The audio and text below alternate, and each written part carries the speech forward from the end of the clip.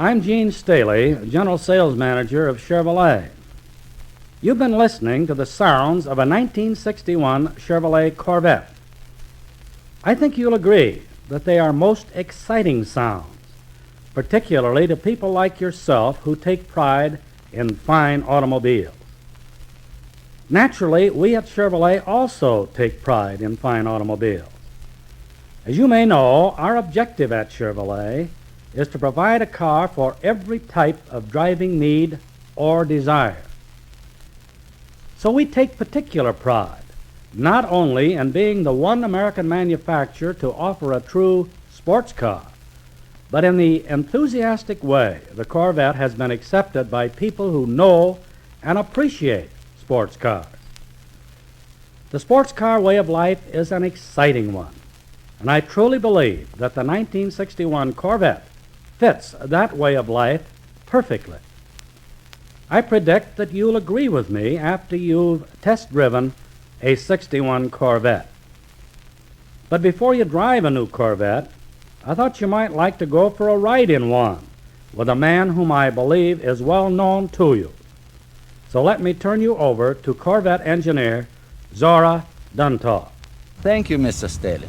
I have a 61 Corvette all ready to go. This one is equipped with our new 315 horsepower engine, 4-speed close ratio transmission, high lift cam, and fuel injection.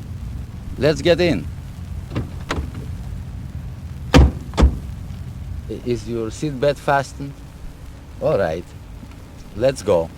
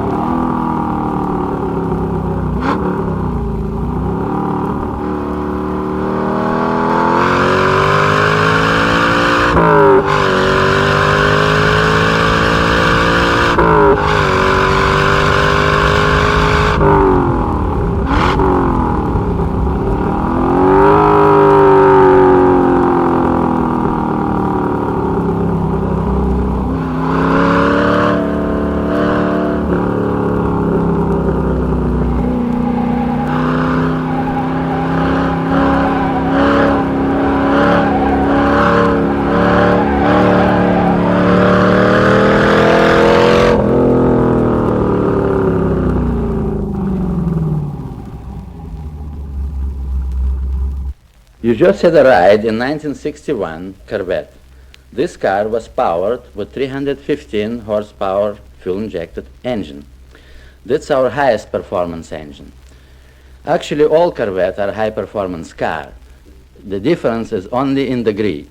We have two new engines this year.